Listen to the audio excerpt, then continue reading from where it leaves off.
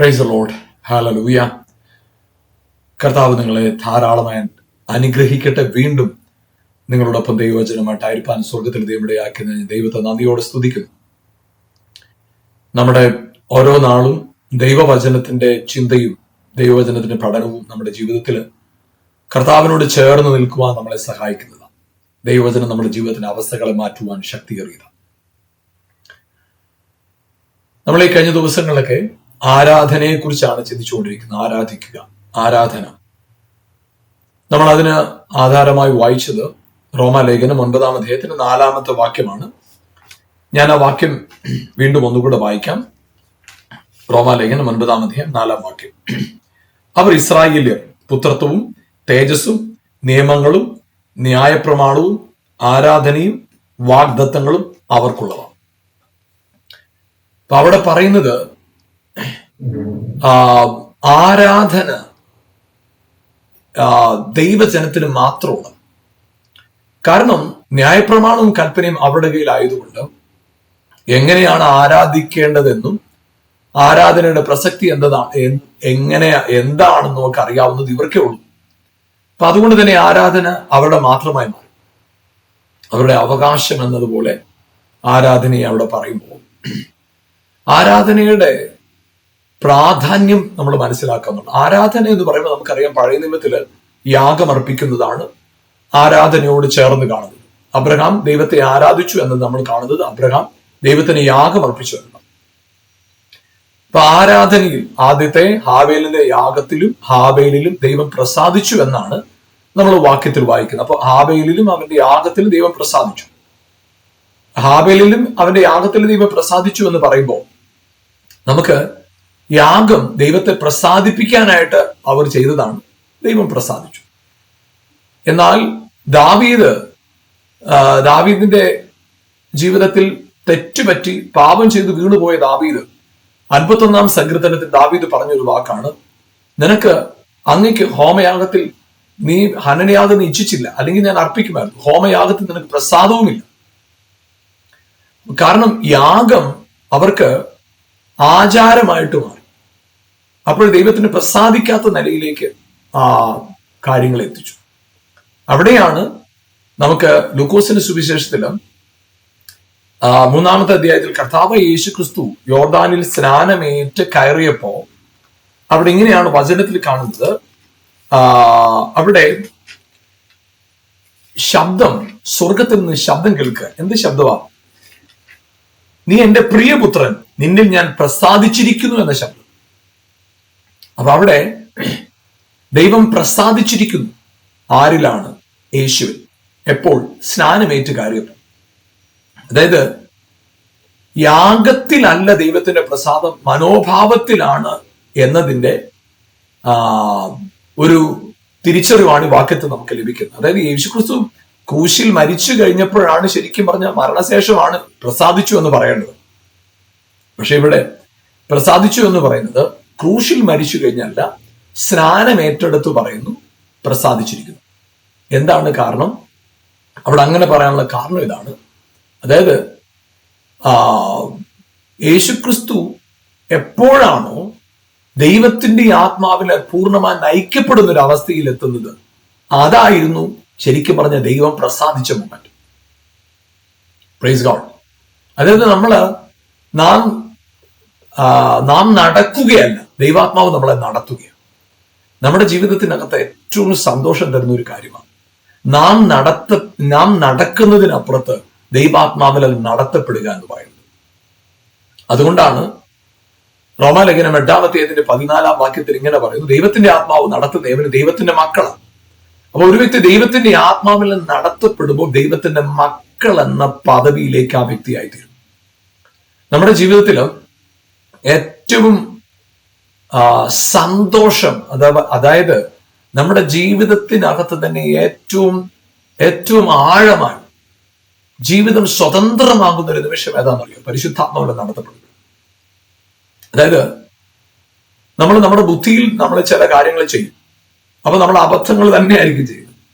എന്നാൽ എപ്പോഴാണ് പരിശുദ്ധാത്മാവിൽ നടത്തപ്പെടുന്നത്? ആത്മാവിൽ നടത്തപ്പെടുമ്പോൾ നമ്മൾക്കുണ്ടാകുന്നത് ഹല്ലേലൂയ പുത്രൻ എന്ന മനോഭാവം. അതാണ് വളരെ പ്രധാനപ്പെട്ടത്. അപ്പൊ അവിടെ ആത്മാവിൽ നടത്തപ്പെടുക എന്നത് പുത്രനായി തീരുക. അതുകൊണ്ടാണ് നീ എന്റെ പ്രിയപുത്രൻ, നിന്നിൽ ഞാൻ പ്രസാദിച്ചിരിക്കുന്നു. ഇപ്പൊ ദൈവം പ്രസാദിച്ചത് പുത്രനിലാണ്, ആത്മാവിനെ നയിക്കപ്പെടുന്നു. പ്രിയപ്പെട്ടവർ, ഞാൻ പറയട്ടെ, നമ്മുടെ ആരാധനയുടെ പ്രധാനപ്പെട്ട ഭാഗം എന്ന് പറയുന്നത് നമ്മുടെ ഈ തിരിച്ചറിവ്. എന്താണ് നാം തിരിച്ചറിയേണ്ടത്? ഞാൻ ഈ ആരാധന എന്ന് പറയുന്നത് കൊണ്ട് കയ്യടിയോ ബഹളമോ ഒച്ചപ്പാടുകളോ അതിനെല്ലാം അതീതമായിട്ട് ആ ബഹളമോ അതെല്ലാം അവിടെ നിൽക്കുമ്പോൾ അതിനതീതമായ നിലയിൽ ഒരു കാഴ്ചപ്പാട് എൻ്റെ അകത്തുണ്ടാകും. അതെന്താണെന്നറിയാമോ? ഞാൻ ദൈവത്താൽ ജനിച്ചവനാണ്, ദൈവത്തിൽ നിന്നും ജനിച്ചവനാണ്, വചനത്താൽ വീണ്ടും ജനിച്ചവനാണ്, ഞാൻ ദൈവത്തിന്റെ മകനാണെന്നുള്ള ബോധ്യം. പ്രിയപ്പെട്ടവർ, ഹല്ലേലൂയ. അതുകൊണ്ടാണ് യേശുവിന്റെ ആരാധന, യേശുക്രിസ്തുവിന്റെ നമുക്ക് ഈ ആരാധനയിലാണ് വിടുതലിരിക്കുന്നതെങ്കിൽ യേശുക്രിസ്തുവിന്റെ ആരാധന എന്തായിരുന്നു? യേശുവാണ് നമ്മുടെ ഏറ്റവും വലിയ മാതൃകയെങ്കിൽ യേശുവിന്റെ ആരാധന എന്തായിരുന്നു? നമുക്ക് യേശുവിൽ നമുക്ക് കാണാൻ സാധിക്കുന്ന ഒരു കാര്യം, ഏത് പ്രതികൂല ഘട്ടങ്ങളിൽ കൂടെ യേശു പോകുമ്പോഴും യേശു പറയുന്ന ഒരു കാര്യമുണ്ട്, ഞാനും പിതാവും ഒന്നാകും. അതായിരുന്നു യേശുവിന്റെ പ്രധാനപ്പെട്ട ഒരു സ്റ്റേറ്റ്മെന്റും ഉറപ്പും. അപ്പൊ യേശുവിന് പറയാനുള്ള കാര്യം, ഞാനും പിതാവും ഒന്നാണ്. പിതാവും ഞാനുമായി രണ്ടായിട്ട് നിൽക്കല്ല, പിതാവും ഞാനും ഒന്നാണ്. ആ ബോധ്യം യേശുക്രിസ്തുവിന് എല്ലാ സിറ്റുവേഷനിലും യേശു പറഞ്ഞൊരു കാര്യമാണ്, ഞാനും പിതാവും ഒന്നാകും. അപ്പൊ ആ പിതാവുമായിട്ടുള്ള വൺനെസ്, പിതാവിനോടുള്ള ആ യൂണിറ്റി, പിതാവിനോടുള്ള ആ ഒരുമ, അതാണ് ശരിക്കും ഐക്യം, ആരാധന എന്ന് പറയുന്നത്. അപ്പൊ നമുക്കറിയാം, ആരാധിക്കുമ്പോൾ വിടുതൽ, ആരാധിക്കുമ്പോൾ സ്വാതന്ത്ര്യം, ആരാധിക്കുമ്പോൾ അത്ഭുതം നടക്കും, ആരാധിക്കുമ്പോൾ. പ്രിയപ്പെട്ടവരെ, യേശുക്രിസ്തു, നമ്മൾ ബൈബിൾ വായിക്കുമ്പോൾ നമുക്ക് മനസ്സിലാക്കാൻ കഴിയുന്ന ഒരു കാര്യം, യേശുക്രിസ്തുവിന്റെ പരസ്യ ശുശ്രൂഷയിൽ നടന്ന ഏറ്റവും വലിയ അത്ഭുതം ഏതായിരുന്നു? ലാസർ ഉയർത്തെഴുന്നേറ്റു. ലാസറിനെ ഉയർത്തെഴുന്നേൽപ്പിക്കുന്ന ആ ഒരു സംഭവം നമ്മൾ യോഹന്നാന്റെ സുവിശേഷം 11-ാം അധ്യായത്തിൽ വായിക്കുമ്പോൾ അവിടെ നമുക്ക് മനസ്സിലാക്കാൻ കഴിയുന്ന ഒരു കാര്യം ഇതാണ്, യേശു പിതാവിനോട് പറഞ്ഞൊരു കാര്യം, പിതാവേ, അങ്ങ് എപ്പോഴും എൻ്റെ അപേക്ഷ കേട്ടതിനായിട്ട് നന്ദി, കേൾക്കുന്നതിനായിട്ട് നന്ദി, ഇപ്പോഴും എൻ്റെ അപേക്ഷ കേട്ടതിനായിട്ട് നന്ദി, പിതാവേ. അപ്പൊ അവിടെ കർത്താവ് പറഞ്ഞൊരു കാര്യം, പിതാവേ. അവിടെ ആ ലാസറിനെ ഉയർപ്പിക്കുന്ന കല്ലറയുടെ മുമ്പിൽ നിൽക്കുമ്പോൾ, മരിച്ച ലാസറിനെ കല്ലറയ്ക്കകത്ത് വെച്ച് 4 ദിവസമായി, മാർത്ത പറയുന്നു നാറ്റം വെച്ചു എന്ന് പറയുന്ന അവസ്ഥയിൽ ആയിരിക്കുന്ന കല്ലറയുടെ മുമ്പിൽ നിൽക്കുന്ന യേശു ക്രിസ്തുവിന് മരിച്ച ലാസറിനെ വളരെ ലാഘവത്തോടെ പുറത്തു കൊണ്ടുവരാൻ തക്കവണ്ണം, അവനെ ഉയർത്തെഴുന്നേൽപ്പിക്കത്തക്കവണ്ണം യേശു ക്രിസ്തുവിനെ ആ ഒരു വലിയ അത്ഭുത ശുശ്രൂഷയ്ക്ക് യേശുവിനെ ഒരുക്കിയത് യേശുവിന്റെ ആരാധന. എന്താണ് ആരാധന? ഞാനും പിതാവും ഒന്നാകുന്നു എന്ന ബോധ്യം. ഇവിടെ നമുക്കറിയാം, പഴയ നിയമത്തിലെ ആരാധനകൾ, യാഗങ്ങളിലെല്ലാം കാണുന്നത് ദൈവ സാന്നിധ്യത്തോടെ ഇറങ്ങി വന്നു, ദൈവ മഹത്വം ഇറങ്ങി, ആത്മാവിന്റെ തീ ഇറങ്ങി, അങ്ങനെയൊക്കെ നമ്മൾ അവിടെ കാണുന്നു. അപ്പൊ ഇവിടെ യാഗം, ആത്മാവിന്റെ തീ ഇറങ്ങുന്നു, പരിശുദ്ധാത്മാവിന്റെ തീ ഇറങ്ങുന്നു യാഗത്തിന് മേൽ. അപ്പൊ അവിടെ എന്താണ് സാക്രിഫൈസ്, എന്താണ് യാഗം കാണുന്നത്? ദൈവവും മനുഷ്യനും തമ്മിലുള്ള വൺനെസ്, ദൈവവും മനുഷ്യനും തമ്മിലുള്ള അകൽച്ച മാറി, വേർപാട് മാറി, ഒന്നിച്ചാകും. അതാണ് യാഗത്തിൽ കാണുന്നത്, അതാണ് ആരാധനയിൽ സംഭവിക്കുന്നത്.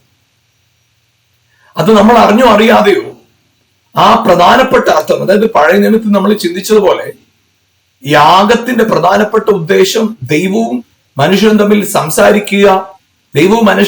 സംസാരിക്കുക, ബന്ധം പുനഃസ്ഥാപിക്കുക, ആ തേജസ് ഇറങ്ങുക, യാഗത്തിൽ തേജസ് ഇറങ്ങി, അഗ്നി ഇറങ്ങി, അങ്ങനെയൊക്കെ നമ്മൾ കാണുന്നത്.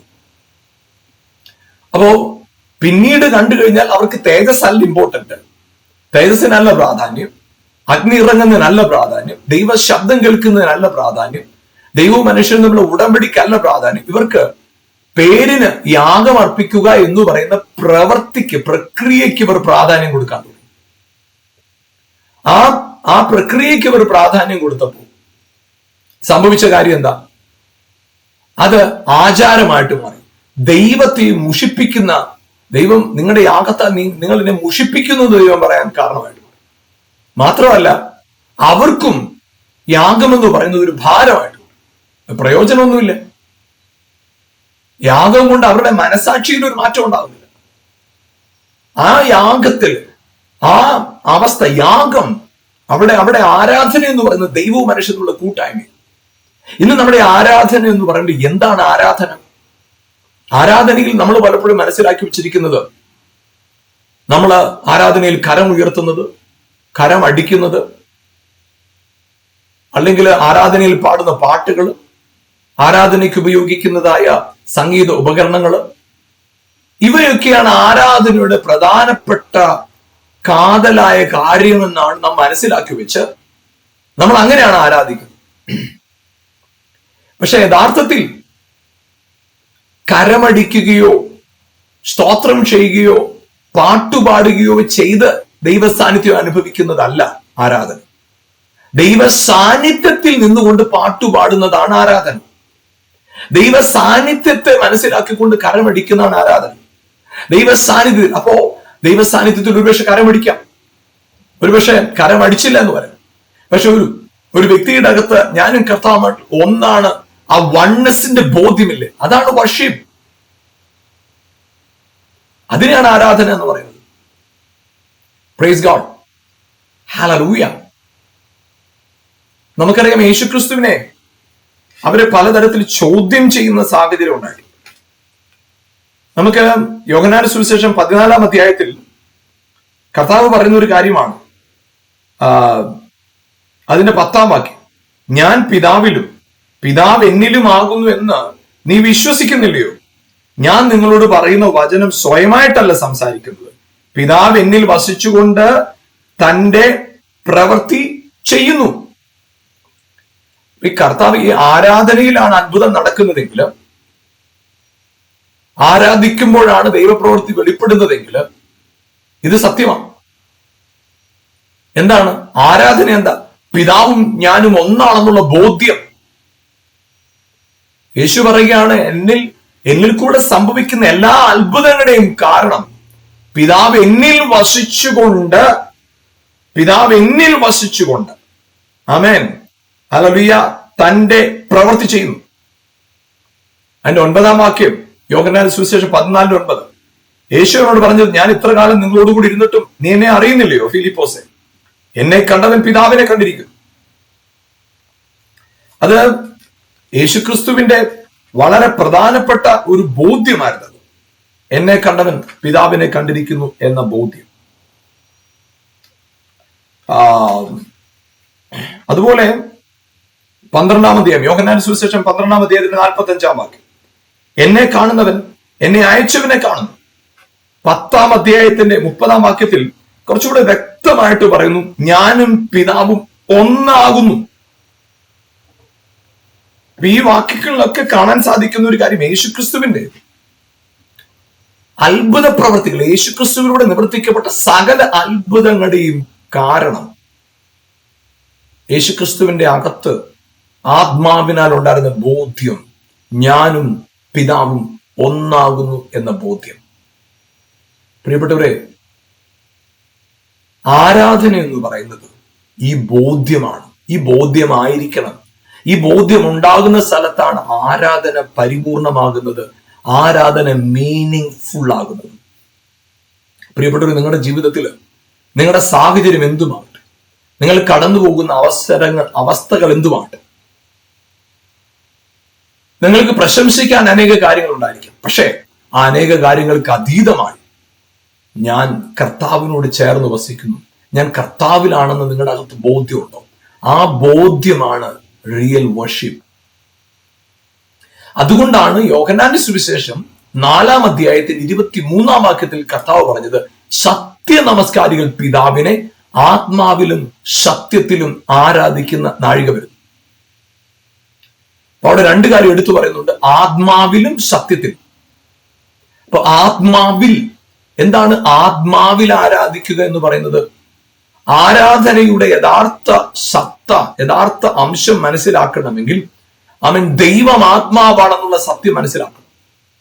ആത്മാവാകുന്ന ദൈവത്തിന് ആവശ്യം നമ്മുടെ സമ്പത്തല്ല, നമ്മുടെ നേർച്ച കാഴ്ചകളല്ല, നമ്മുടെ യാഗമല്ല, യാഗവസ്തുക്കളല്ല. ആത്മാവാകുന്ന ദൈവത്തിന് വേണ്ടത്, ചിന്തിച്ചു നോക്കുക, ദൈവം സമാഗമന കൂടാരത്തെ കുറിച്ച് പറഞ്ഞപ്പോ, പിന്നത്തെ ആലയത്തെ കുറിച്ചൊക്കെ പറയുമ്പോൾ, ഞാൻ എന്റെ നാമം സ്ഥാപിക്കാൻ തെരഞ്ഞെടുത്ത എന്റെ ആലയം, നിങ്ങൾ ആലയം പണിയണം, ഞാൻ വസിക്കേണ്ടതിന്, ഞാൻ അവരുടെ നടുവിൽ വസിക്കേണ്ടതിന്. അപ്പൊ ദേവാലയത്തെ അല്ലെങ്കിൽ ദൈവത്തിന് ആവശ്യം യാഗമോ യാഗത്തിന്റെ പ്രവൃത്തികളല്ല കർത്താവിന് ആവശ്യം. കർത്താവ് യാഗം കൊണ്ട് എന്താണ് ഉദ്ദേശിച്ചത്? യാഗം കൊണ്ട് ശുദ്ധീകരിക്കപ്പെടുന്ന സ്ഥലത്ത് എനിക്ക് വന്നു വസിക്കണം. അപ്പൊ കർത്താവിന് ആവശ്യം അതായത് അത് ശരിയായ നിലയിൽ ഇങ്ങനെ പറയാൻ ആഗ്രഹിക്കും. അതായത് നമ്മൾ ചർച്ചിൽ പോകുമ്പോൾ ആരാധിക്കുന്നു, കരമടിക്കുന്നു, ശബ്ദമുഖരിതമായ ഒരു അവസ്ഥ. കർത്താവിന് ആവശ്യം ആ ഒരു സമയത്ത് ഇറങ്ങി വന്ന് നമ്മളെ ആത്മാവിൽ നിറച്ച് നമുക്ക് ചില അനുഭവങ്ങൾ തന്ന് വിട ചൊല്ലാനല്ല കർത്താവിന് ആഗ്രഹം. കർത്താവിന് ആഗ്രഹം നമ്മളാകുന്ന ശരീരം നമ്മുടെ ശരീരം അവന്റെ മന്ദിരമായി മാറുക, അവൻ വസിക്കുന്ന ആലയമായി തീരുക. അതിനു വേണ്ടിയാണ്, അതാണ് ആലയം. യാഗം കൊണ്ട് കർത്താവ് ഉദ്ദേശിച്ച യാഗം നടക്കുന്ന സ്ഥലം എന്റെ വാസസ്ഥലമായി മാറും. അതുകൊണ്ട് ദൈവത്തെ ജഡപ്രകാരം തിരിച്ചറിയുന്നവർ ജഡപ്രകാരം ദൈവത്തിന് എന്തൊക്കെയോ ചില വഴിപാടുകൾ, കാരണങ്ങൾ, നേർച്ച കാഴ്ചകളൊക്കെ അർപ്പിക്കുമ്പോൾ, ആരാധനയുടെ പുറമെയുള്ള ജഡപ്രകാരമായിട്ടുള്ള ആ അർത്ഥത്തിൽ മാത്രം ആരാധിക്കുമ്പോൾ ദൈവം ആഗ്രഹിക്കുന്നത്, എന്നെ ആരാധിക്കുന്നവൻ എന്റെ മന്ദിരമായി മാറണം, ഞാൻ വസിക്കുന്ന ആലയമായി മാറണം. അതുകൊണ്ടാണ് പ്രിയപ്പെട്ടവർ, യേശുക്രിസ്തു ആത്മാവ് അവനോട് പറഞ്ഞു, പിതാവായ ദൈവം പറഞ്ഞു, നീ എന്റെ പ്രിയപുത്രൻ, നിന്നെ ഞാൻ പ്രസാദിച്ചിരിക്കുന്നു എന്ന് പറഞ്ഞ് പരിശുദ്ധാത്മാവിന്റെ മേൽ വന്നു വസിച്ചു എന്നാണ് നമ്മൾ കാണുന്നത്. അപ്പോൾ ആ യേശുക്രിസ്തു ലൂക്കോസിന്റെ സുവിശേഷം 4-ാം അധ്യായം 18-ാം വാക്യത്തിൽ പറയുന്നത്, ദരിദ്രന്മാരുടെ സുവിശേഷം അറിയിപ്പാൻ കർത്താവിനെ അഭിഷേകം ചെയ്തിരിക്കാൻ അവന്റെ ആത്മാവ് എന്റെ മേലുണ്ട്. അപ്പൊ അവിടെ കർത്താവ് പറയുന്നത്, ഞാൻ കർത്താവിന്റെ ആലയമാണ്. അതുകൊണ്ടാണ് കർത്താവ് പറഞ്ഞത്, ഈ മന്ദിരം പൊളിപ്പീൻ, ഞാൻ 3 ദിവസം കൊണ്ട് ഇത് പണിയാം. അവിടെ പറയുന്നത് തന്റെ ശരീരമാകുന്ന മന്ദിരത്തെ കുറിച്ച് അത്ര പറയുന്നത്. അപ്പോൾ അവിടെ മുതൽ ശരീരത്തെ മന്ദിരമാക്കി മാറ്റി. അതായത് യാഗത്തിന്റെ പ്രധാന ഉദ്ദേശം കർത്താവിന് വസിക്കത്തക്കവണ്ണം മനുഷ്യന്റെ മനസ്സുകൾ, മനുഷ്യന്റെ വാസസ്ഥലം, മനുഷ്യന്റെ കൂടാരം കർത്താവിന് വാസം ചെയ്യത്തക്കവണ്ണം ശുദ്ധീകരിക്കപ്പെടുക എന്നതായിരുന്നു യാഗം. പ്രിയപ്പെട്ട, ഞാൻ പറയട്ടെ, കർത്താവിന് നമ്മിൽ വസിക്കണം. ആ കർത്താവ് നമ്മിൽ വസിക്കുകയും കർത്താവ് നമ്മിൽ വസിച്ചുകൊണ്ട് പ്രവൃത്തി ചെയ്യത്തക്കവണ്ണം നമ്മളെ വിട്ടുകൊടുക്കുന്നതുമാണ് യഥാർത്ഥ ആരാധന. ചിന്തിച്ചു നോക്കുക, നമ്മുടെ ആരാധന അങ്ങനെയാണോ? അങ്ങനെയാണെങ്കിൽ എവിടെ വേണമെങ്കിലും നമുക്ക് ആരാധിക്കാം, എല്ലായിടത്തും ആരാധിക്കാം. അവിടെ ദൈവത്തെ പ്രസാദിപ്പിക്കാനായിട്ടുള്ള പ്രത്യേക ഉദ്ദേശമില്ല. എനിക്ക് ദൈവത്തിൽ നിന്ന് എന്തെങ്കിലും പ്രാപിക്കണം എന്നുള്ള ആഗ്രഹം അവിടില്ല. അവിടെ ഒറ്റ ഫോക്കസ് ആണ്, ആമേൻ, ദൈവം വസിക്കുന്ന മന്ദിരമായി. അതെ, എന്റെ ചിന്തകള്, എന്റെ നോട്ടം, എന്റെ ജീവിത പ്രവൃത്തി മുഴുവൻ ആത്മാവിൽ നയിക്കപ്പെടുന്ന നിലയിലായിത്തീരണം. ആ നിലയിലായിത്തീരുക എന്ന് പറയുന്നത് നാം എന്തെങ്കിലും പ്രവൃത്തികൾ ചെയ്തായിത്തീരുന്നതല്ല. അതങ്ങനെ സാധ്യമല്ല. പക്ഷെ ആ നിലയിലേക്ക് നാം ആയിത്തീരാനായിട്ട് നമുക്ക് വേണ്ട ഒറ്റ കാര്യമാണ്. യോഹന്നാൻ സുവിശേഷം 8:32 പറഞ്ഞ, സത്യം നിങ്ങൾ അറിയുകയും സത്യം നിങ്ങളെ സ്വതന്ത്രരാക്കും. സത്യം നിങ്ങൾ അറിയും, സത്യം നിങ്ങളെ സ്വതന്ത്രരാക്കും. അതായത് 1 കൊരിന്ത്യർ ലേഖനം 3-ാം അധ്യായത്തിന്റെ 16-ാം വാക്യം ഇങ്ങനെയാണ് പറയുന്നത്, നിങ്ങൾ ദൈവത്തിന്റെ മന്ദിരമെന്നും ദൈവത്തിന്റെ ആത്മാവ് നിങ്ങളിൽ വസിക്കുന്നു എന്ന് നിങ്ങൾ അറിയുന്നില്ലയോ? അപ്പൊ അവിടെ വ്യക്തമായി പറയുന്നു, നിങ്ങൾ അറിയണം, മന്ദിരമാണ് നിങ്ങളത് അറിയണം. അതുകൊണ്ട് തന്നെ വീണ്ടും പറയുന്നത്, നിങ്ങൾ വിലയ്ക്ക് വാങ്ങിയിരിക്കുക, നിങ്ങൾ താമ്പാങ്ങൾക്കുള്ളവരല്ല എന്ന് നിങ്ങൾ അറിയണം. 1 കൊരിന്ത്യർ ലേഖനം അതിന്റെ വീണ്ടും എടുത്തു പറയുന്ന ഒരു കാര്യമാണ്, നിങ്ങൾ വിലയ്ക്ക് വാങ്ങിയിരിക്കുക, നിങ്ങൾ താന്താങ്ങൾക്കുള്ളവരല്ല എന്ന് അറിയണം. 6-ാം അധ്യായം 1 കൊരിന്ത്യർ 6:19, ദൈവത്തിന്റെ ദാനമായി നിങ്ങൾ ഇരിക്കുന്ന പരിശുദ്ധാത്മാവിന് മന്ദിരമാകുന്നു നിങ്ങളുടെ ശരീരമെന്നും നിങ്ങളെ വിലയ്ക്ക് വാങ്ങിയിരിക്കാൻ നിങ്ങൾ താന്താങ്ങൾക്കുള്ളവരല്ല എന്നും അറിയുന്നില്ലയോ? അപ്പോൾ ഇവിടെ ഈ ആരാധന എന്ന് പറയുന്നത് ശരിക്കും ഒരു പുറമെയുള്ള പ്രകടനങ്ങളിലേക്ക് ഒതുങ്ങിപ്പോയി. പഴയ കാലത്ത് നടന്നപോലെ തന്നെ യാഗം തേജസ് ഇറങ്ങുന്നതോ സ്വർഗവും ഭൂമിയുമായിട്ട് കണക്റ്റഡ് ആകുന്ന പ്രധാനപ്പെട്ട യാഗത്തിന്റെ പരിപൂർണത, യാഗത്തിന്റെ ഉദ്ദേശത്തെ മറന്നിട്ട്, യാഗത്തിന്റെ യഥാർത്ഥ സെൻസ് മറന്നിട്ട് അവര് അതിൽ നിന്ന് ആചാരമാക്കി അതിനെ മാറ്റി. പ്രിയപ്പെട്ടവരെ, ഇന്ന് ആരാധന അങ്ങനെ ആകരുത്. ആരാധന ദൈവവും നമ്മളും തമ്മിലുള്ള വൺനെസ്. Praise God. ദൈവാത്മാവ് വസിക്കുന്ന മന്ദിരമായി നമ്മൾ മാറണം. അതാണ് കർത്താവ് നമ്മിലൂടെ ആഗ്രഹിക്കുന്നത്. Praise the Lord. അപ്പോൾ ആത്മാവിലും സത്യത്തിലും, ആത്മാവിലും സത്യത്തിലും. ആത്മാവെന്ന് പറയുന്നത് ഹല്ലേലൂയ, നിങ്ങൾ എപ്പോഴാണോ സത്യം അറിയുന്നത്, ആ അറിവ് നിങ്ങളുടെ അകത്ത് വരുമ്പോൾ നിങ്ങൾക്ക് ജഡപ്രകാരം ആരാധിക്കാൻ പറ്റത്തില്ല. നിങ്ങൾ ആത്മാവിൽ ആരാധിക്കും. ആത്മാവിൽ ആരാധിക്കുക എന്ന് പറഞ്ഞാൽ പരിസരം മറന്ന് കൈയടിക്കുക എന്ന അർത്ഥമാണ് നമ്മൾ പലപ്പോഴും മനസ്സിലാക്കി വെച്ചിരിക്കുന്നത്. പ്രിയപ്പെട്ടവർ, ഞാൻ പറയട്ടെ, പരിസരം മറന്ന് കൈയടിക്കുന്നതിനല്ല ആത്മാവിന്റെ ആരാധന എന്ന് പറയുന്നത്. അല്ലെങ്കിൽ എന്തൊക്കെയോ പുറമെയുള്ള പ്രകടനങ്ങളല്ല ആത്മാവിന്റെ ആരാധന എന്ന് പറയുന്നത്.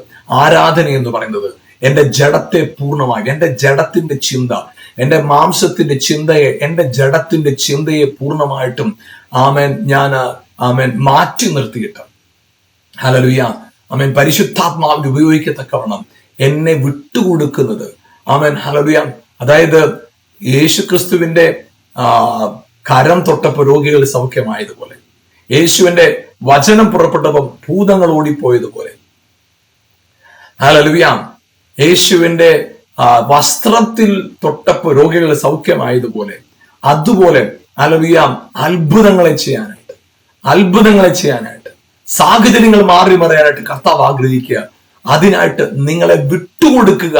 സത്യത്തിൽ നിങ്ങൾ സത്യം തിരിച്ചറിയുമ്പോൾ നിങ്ങൾ ആത്മാവിൽ ചലിക്കാൻ തുടങ്ങും. ഒരു ആരാധനയുടെ മധ്യേ കരമടിക്കുന്നതോ, ആരാധനയുടെ മധ്യേ നിങ്ങൾക്കൊരു പ്രത്യേകമായ ദർശനങ്ങൾ നിങ്ങൾ കാണുന്നതോ, അതിന് അതീതമായിട്ട് ഹല്ലേലൂയ നിങ്ങൾ പോകുന്നിടത്ത് ദൈവരാജ്യം സ്ഥാപിക്കപ്പെടുക, പരിശുദ്ധാത്മാവിന്റെ ജീവൻ വെളിപ്പെടുക. പ്രിയപ്പെട്ടവർ, ഞാൻ പറയട്ടെ, നിങ്ങളുടെ മേൽ അങ്ങനൊരു നിയോഗം കിടപ്പുണ്ട്. ഈ മെസ്സേജ് കാണുന്ന നിങ്ങളോട് ഞാൻ പറയട്ടെ, നിങ്ങളുടെ ആരാധന എന്ന് പറയുന്നത് നിങ്ങളുടെ ശരീരത്തെ ഹല്ലേലൂയ ദൈവാത്മാവിന് പ്രവർത്തിക്കത്തക്കവണ്ണം, ദൈവവചനത്തിന് ശക്തി വെളിപ്പെടത്തക്കവണ്ണം വിട്ടുകൊടുക്കുന്നതാണ് റിയൽ വർഷിപ്പ്. ആമേൻ. ഹല്ലേലൂയ. അതിന് സാധ്യമാകട്ടെ. അതാണ് ആരാധന. Praise the Lord. അതുകൊണ്ട് സത്യം നിങ്ങൾ അറിയുമ്പോൾ സത്യം നിങ്ങളെ സ്വതന്ത്രരാക്കും. സത്യത്തിന്റെ അറിവ് നിങ്ങളുടെ അകത്ത് വരുമ്പോൾ ഹല്ലേലൂയ നിങ്ങൾക്കൊരു കാര്യം ഉണ്ടാകും. ജഡപ്രകാരമുള്ള ചിന്തകളെ നിങ്ങൾ വിട്ടെറിഞ്ഞിട്ട് പറയും, ഇല്ല, ഞാൻ ഭൗതികമായ എന്തോ ചിലത് ആസ്വദിക്കാനോ, ഭൗതികമായ ചിലത് എന്തോ ഒന്ന് വാരിക്കോരി എടുക്കാനോ നേടുവാനോ വിളിക്കപ്പെട്ടവനല്ല, സ്വർഗത്തെ ഭൂമിയിൽ സ്ഥാപിക്കപ്പെടാൻ വിളിക്കപ്പെട്ടവനാണ്. അപ്പോൾ ഞാൻ ആത്മാവിൽ കാര്യങ്ങളെ കാണാനായിട്ട് തുടങ്ങും. ആത്മാവിൽ ഒരു കാര്യം എന്റെ അകത്ത് തിരിച്ചറിയും. ഹല്ലേലൂയ. ആമേൻ. 2 കൊരിന്ത്യർ ലേഖനത്തില് പൗലോസ് പറയുന്ന പോലെ 2 കൊരിന്ത്യർ ലേഖനം അതിന് 5-ാം അധ്യായത്തില് 16-ാം വാക്യം, ആകയാൽ ഞങ്ങൾ ഇന്നു മുതൽ ആരെയും ജഡപ്രകാരം അറിയുന്നില്ല, ക്രിസ്തുവിനെ ജഡപ്രകാരം അറിഞ്ഞു എങ്കിലും ഇനിമേൽ അങ്ങനെ അറിയുന്നില്ല. ക്രിസ്തുവിനെ ജഡപ്രകാരം അറിയുന്നില്ല. അതായത് നസ്രയത്തിൽ വളർന്നവനായ, ബെത്ലഹേമിൽ ജനിച്ചവനായ, നസ്രയത്തിൽ വളർന്നവനായ, അവിടെ യെരൂശലേമിന്റെ പ്രദേശങ്ങൾ ചുറ്റി നടന്ന്, ശമരിയിൽ നടന്ന്, ബഥാനിയിൽ നടന്നവനായ, കാൽവറിയിൽ മരിച്ചവനായ, അവിടെ അങ്ങനെയുള്ള ജഡപ്രകാരമുള്ള യേശുവിനെ അല്ല ഞാൻ അറിയുന്നത്. എന്നിൽ വസിക്കുന്ന ക്രൈസ്റ്റ്, എന്നിൽ വസിക്കുന്ന ക്രിസ്തു. ജഡപ്രകാരം ഞാൻ ആരെയും അറിയുന്നില്ല, ക്രിസ്തുവിനെ പോലും. അതേ പ്രിയപ്പെട്ടവരെ, ക്രിസ്തു നിങ്ങളിൽ വസിക്കുന്നു എന്ന് തിരിച്ചറിവില്ലേ? ആ തിരിച്ചറിവിൽ നിങ്ങൾ യാത്ര നടന്നില്ല. നിങ്ങളുടെ ജീവിതത്തിൽ എത്ര ഭാരിച്ച വിഷയങ്ങളുടെ മുമ്പിൽ നിങ്ങൾ നിൽക്കുന്നെങ്കിലും നിങ്ങളിൽ വസിക്കുന്ന ക്രിസ്തു, യെസ് നിങ്ങളുടെ അകത്തിൽ ബോധ്യം ഉണ്ടാവട്ടെ. Nothing and nobody can interrupt your calling, destroy your calling. Stop your calling. നിങ്ങൾ അതിനെല്ലാം അതീതന്മാരാണ്, മറക്കരുത്. Price God, hallelujah. അതുകൊണ്ട് പ്രിയപ്പെട്ട നിങ്ങളുടെ ഉള്ളിൽ ഈ ഒരു ബോധ്യം നിങ്ങളുടെ ഉള്ളിൽ എഴുതപ്പെടട്ടെ. ഈ ഒരു അറിവ് നിങ്ങളുടെ അകത്ത് കുത്തി നിറയ്ക്കപ്പെടണം പ്രിയപ്പെട്ടത്. ഓരോ ദിവസവും വീണുപോകരുത്, തളർന്നു പോകരുത്. Price God, hallelujah. കർത്താവിനോട് ഒരു ബോധ്യത്തോടുകൂടെ ഈ ദിവസങ്ങളിൽ നിന്ന് വിട്ട് ആരാധന, അതായത് കർത്താവ് ഞാനും തമ്മിൽ ഒന്നാണ് എന്നുള്ള ബോധ്യത്തോട് ഏൽപ്പിച്ചു കൊടുക്കാം. യെസ്, ആ ബോധ്യം വരുന്നിടത്ത് അത്ഭുതം നടന്നിരിക്കും, ഒരു സംശയം വേണ്ടത്. ഹല്ലേലൂയ. നിങ്ങളുടെ ഈ ഒരു പ്രോഗ്രാം കാണുന്നവരുണ്ട്, നിങ്ങളുടെ ജീവിതത്തിൽ വർഷിപ്പിനെ കുറിച്ചുള്ള ഒരു റിയൽ അണ്ടർസ്റ്റാൻഡിങ് നിങ്ങൾക്ക് ഉണ്ടായെന്ന് ഞാൻ വിശ്വസിക്കും. അതേ പ്രിയപ്പെട്ടത്, ഇന്ന് നിങ്ങളുടെ ജീവിതത്തിനകത്ത് മനോഭാവം മാറട്ടെ. യെസ്, ഞാൻ ദൈവത്തിന് മന്ദിരമാണ്, ഞാൻ കർത്താവിനാൽ നീതീകരിക്കപ്പെട്ടവനാണ്. കുറ്റബോധമൊക്കെ മാറട്ടെ, രോഗിയാന്നുള്ള ചിന്ത മാറട്ടെ, ക്രിസ്തുവിലാണ് എന്ന ബോധ്യം നിങ്ങളുടെ അകത്തുണ്ടാവട്ടെ. അതാണ് ആരാധന. ആ ആരാധനയിൽ നിങ്ങൾ അത്ഭുതം പ്രാപിച്ചിരിക്കും, ഒരു സംശയമില്ല, ഒരു സംശയം വേണ്ട. നമുക്ക് ഒരുമിച്ച് പ്രാർത്ഥിക്കാം. ഞങ്ങളുടെ നല്ല കർത്താവെ, അനുഗ്രഹീതമായ സമയത്തിനായിട്ട് ഞാൻ നന്ദി പറയുന്നു. കർത്താവ്, പ്രത്യേകിച്ച് ഇപ്പോൾ ഈ പ്രോഗ്രാമിലൂടെ എന്നെ കണ്ടുകൊണ്ടിരിക്കുന്ന പ്രിയപ്പെട്ടവർക്ക് സ്തോത്രം ചെയ്യുന്നു. യേശുവിന്റെ നാമത്തിൽ അവരുടെ ശരീരത്തെ കർത്താവിന് ആലയമായി വിട്ടുകൊടുത്ത് ഒരു വലിയ ദൈവപ്രവൃത്തിക്കായിട്ട് അവരെ ഒരുക്കപ്പെടട്ടെ. യേശുവിന്റെ നാമത്തിൽ അവരുടെ ജീവിതത്തിൽ അനുഗ്രഹത്തിന്, നന്മകൾക്ക്, ഉയർച്ചയ്ക്ക് വിരോധമായി നിൽക്കുന്ന എല്ലാ ഭയങ്ങളും ഭാരങ്ങളും മാറിപ്പോകട്ടെ. കർത്താവരുടെ മുമ്പിൽ നിൽക്കുന്ന, അവരുടെ വിളിയിലേക്ക് അവർക്ക് എത്തിപ്പെടാതെ അവരുടെ ജീവിതത്തിൽ തടസ്സമായി നിൽക്കുന്ന എല്ലാ തടസ്സങ്ങളും യേശുവിന്റെ നാമത്തിൽ മാറിപ്പോകട്ടെ. ഒരു അത്ഭുതം ഇപ്പോൾ തന്നെ അവരുടെ കുടുംബത്തിൽ, അവരുടെ ജീവിതത്തിന് മേൽ ഈ നിമിഷം സംഭവിക്കട്ടെ. കർത്താവ്, ആ അവസ്ഥകൾ മാറട്ടെ, അവസ്ഥകൾ മാറട്ടെ. കുടുംബങ്ങൾ അനുഗ്രഹിക്കപ്പെടട്ടെ.